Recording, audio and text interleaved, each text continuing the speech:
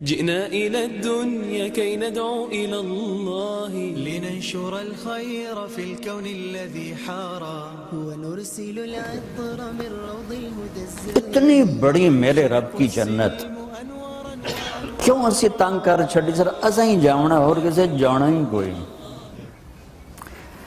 تو میں اپنے نبی کی حدیث سناؤں. ایک دن ایسا آئے گا میرا اللہ فرمائے گا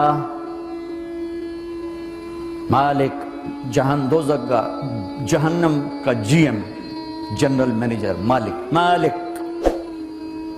جس نے زندگی میں کبھی ایک دفعہ بھی میرا نام لیا تھا اس کو بھی جہنم سے نکال کے جنت میں ڈال. تو ہم مسلمان ہو کے ایک دوسرے کو کافر کافر کافر کافر کافر گستاخ گستاخ گستاخ. کسی کو گستاخ کہنا اتنا آسان. اور پھر یہ نفرت یہاں تک پہنچی ہے پتہ نہیں میں نے کیا بات کرنی تھی لیکن وہ بیلی دے نعرے میں نے پتہ نہیں کدھر پہنچا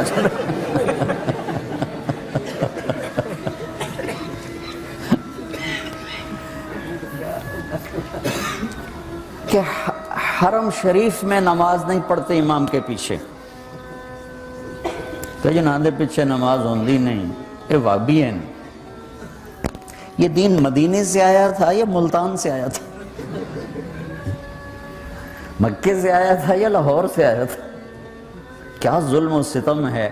وہ کس قدر جاہل. میں نے خود اپنے کانوں سے ایک کلپ سنا کہ مسجد نبوی کے امام کے پیچھے نماز نہیں ہوتی یہ گستاخ رسول. میں نے اپنے کانوں سے سنا ہے. مفتی کا ٹائٹل لگا ہوا ہے. واقعی ہم ان کے پیچھے نماز نہیں پڑھتے. یہ میں نے کہا کہ واقعی آپ نے سچ کہا ہم ان کے پیچھے نماز نہیں پڑھتے کیونکہ ساری دنیا پیچھے پڑتی ہے.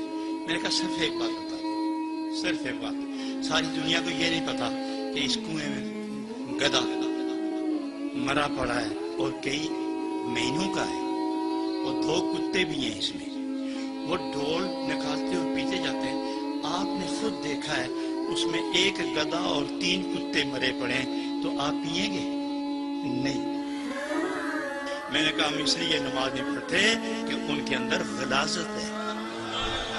میں جاتا ہوں حضرات لوگ سنتیں پڑھتے ہیں وقت سے پہلے میں سنت پڑھتا ہوں.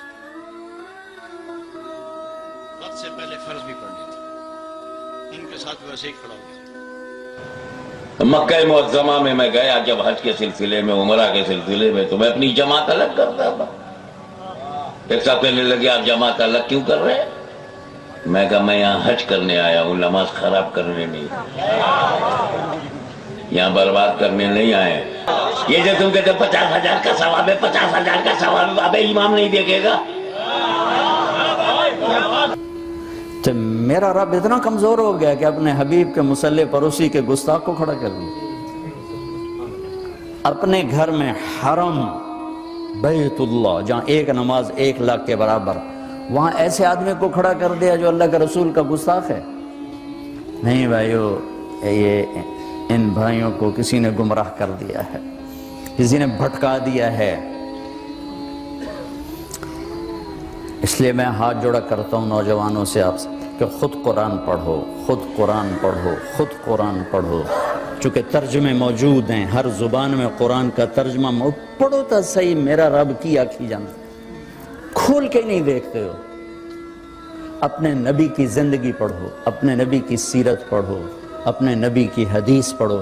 تمہیں خود پتہ چلے گا کہ وہ ہستی کیا فرما رہے. پھر تم بیٹھنے والے کو پکڑ سکتے ہو جناب ہے کی بولی جانتے ہو.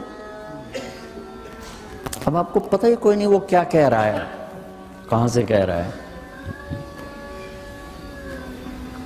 بھائیو امت بن کے چلو, محبت سے چلو, دل کو شادہ رکھو. میرا رب جس رب سے معاملہ ہے نا بڑا کریم, بہت مہربان. جئنا إلى الدنيا كي ندعو إلى الله لننشر الخير في الكون الذي حار